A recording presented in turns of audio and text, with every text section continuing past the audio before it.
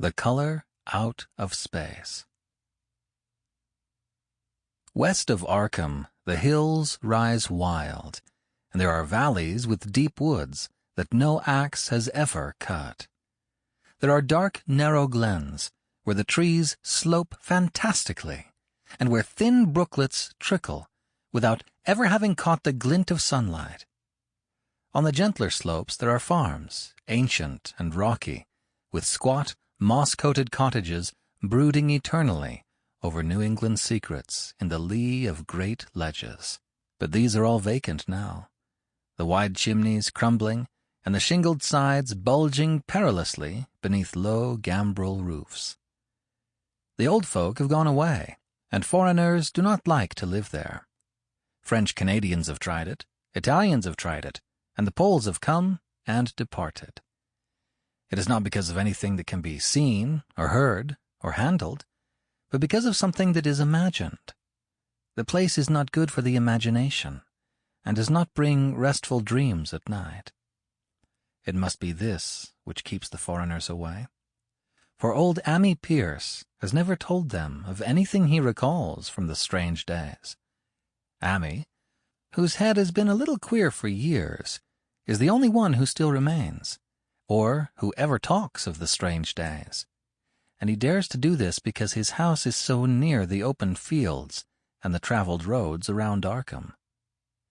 There was once a road over the hills and through the valleys that ran straight where the blasted heath is now.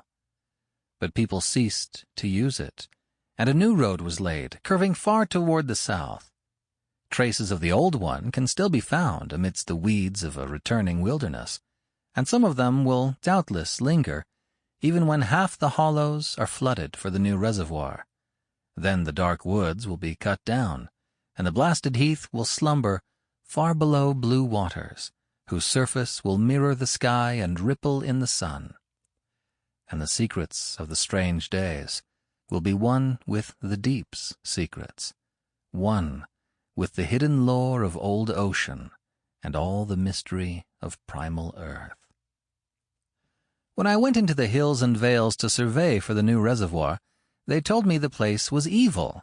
They told me this in Arkham, and because that is a very old town, full of witch legends, I thought the evil must be something which grandams had whispered to children through centuries. The name Blasted Heath seemed to me very odd and theatrical, and I wondered how it had come into the folklore of a Puritan people. Then I saw that dark westward tangle of glens and slopes for myself, and ceased to wonder at anything besides its own elder mystery. It was morning when I saw it, but shadow lurked always there. The trees grew too thickly, and their trunks were too big for any healthy New England wood. There was too much silence in the dim alleys between them, and the floor was too soft with the dank moss and mattings of infinite years of decay. In the open spaces, mostly along the line of the old road, there were little hillside farms, sometimes with all the buildings standing, sometimes with only one or two, and sometimes with only a lone chimney or fast-filling cellar. Weeds and briars reigned, and furtive wild things rustled in the undergrowth. Upon everything was a haze of restlessness and oppression, a touch of the unreal and the grotesque, as if some vital element of perspective or chiaroscuro were awry. I did not wonder that the foreigners would not stay, for this was no region to sleep in. It was too much like a landscape of Salvator Rosa, too much like some forbidden woodcut in a tale of terror. But even all this was not so bad as the blasted heath. I knew it the moment I came upon it at the bottom of a spacious valley, for no other name could fit such a thing, or any other thing fit such a name. It was as if the poet had coined the phrase from having seen this one particular region.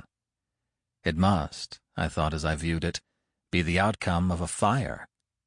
But why had nothing new ever grown over those 5 acres of gray desolation that sprawled open to the sky like a great spot eaten by acid in the woods and fields? It lay low Sample complete. Ready to continue?